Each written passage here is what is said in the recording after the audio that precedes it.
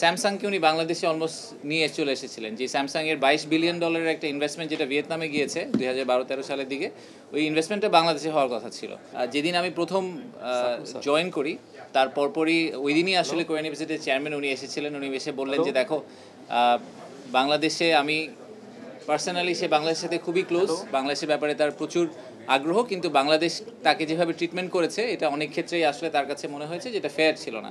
এরকম একটা গল্প আছে, উনি আমাকে নিজেই বললেন যে স্যামসাংকে উনি বাংলাদেশে অলমোস্ট নিয়ে চলে এসেছিলেন, যে স্যামসাংয়ের $22 বিলিয়ন একটা ইনভেস্টমেন্ট যেটা ভিয়েতনামে গিয়েছে 2012-13 সালের দিকে, ওই ইনভেস্টমেন্টটা বাংলাদেশে হওয়ার কথা ছিল।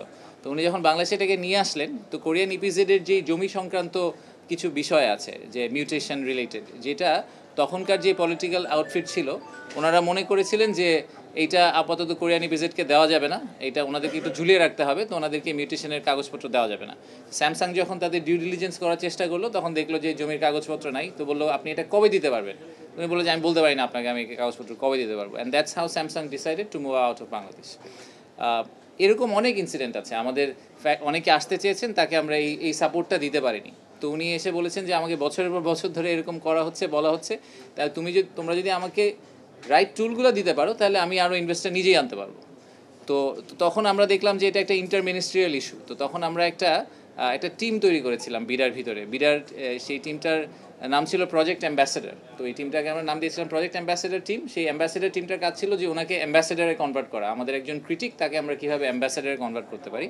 তো সেখানে ইন্টারমিনিস্ট্রিয়াল আরও কিছু লোকজনকে যোগ করা হলো এবং তাকে আমরা একটা ডেডলাইন দিয়েছিলাম যে আমরা ফেব্রুয়ারি 6 তারিখের মধ্যে, প্রধান উপদেষ্টা নিজে কমিট করেছিলেন যে আমরা 6 তারিখের মধ্যে ওনাকে যাবতীয় জমির কাগজপত্র এবং যা যা ক্লিয়ারেন্স সরকার থেকে লাগে সব জোগাড় করে দিব।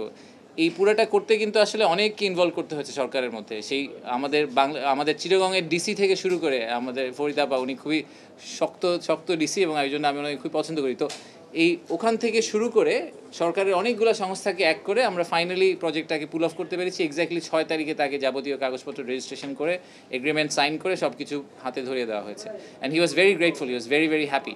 যে জিনিসটা লাস্ট 10 বছর ধরে উনি পুল অফ করতে পারেননি, ওটা আমরা ওনাকে 2 মাসের মধ্যে বের করে দিয়ে দিয়েছি। তো এটা একটা এক্সাম্পল এই কারণে যে আসলে সরকারের মধ্যে সদিচ্ছা থাকলে অনেক কিছুই করা সম্ভব। সরকার যদি একসাথে সবাই মিলে কাজ করে, সরকারের ভিতরে বিভিন্ন মন্ত্রণালয়, আন্তঃমন্ত্রণালয়ের যে টেরিটোরিয়াল ফাইট, সেই ফাইটটাকে বাদ দিয়ে যদি সরকার একসাথে কাজ করে এবং ইনভেস্টমেন্টকে প্রমোট করা, যেটাকে আমরা সবসময় বলি যে employment generation is the biggest problem বলবো না, আমি বলবো যে অপরচুনিটি, এবং at the same time the single biggest challenge we have, যে এমপ্লয়মেন্ট জেনারেশনের ব্যাপারটা। তো সেইটাকে প্রাইমারি গোল হিসেবে ধরে সরকারের সব মন্ত্রণালয় যদি একসাথে কাজ করে, এটাকে ডেফিনেটলি অ্যাচিভ করা সম্ভব। সো এটা ইজ এ গ্রেট এক্সাম্পল। সেই এক্সাম্পলটাকে আমাদের আরও 10 বার কপি করতে পারতে হবে। সো এই উইনটাকে আসলে এই same wins we need to show many wins to our investors, যাতে তারা পরে এসে, উনি এখন কিন্তু আমাদের জন্য প্রায় 31 জন বিনিয়োগকারীকে কোরিয়া থেকে ধরে নিয়ে এসেছেন এই ইনভেস্টমেন্ট সামিটে জয়েন করার জন্য। So this is exactly how we should be operating in future.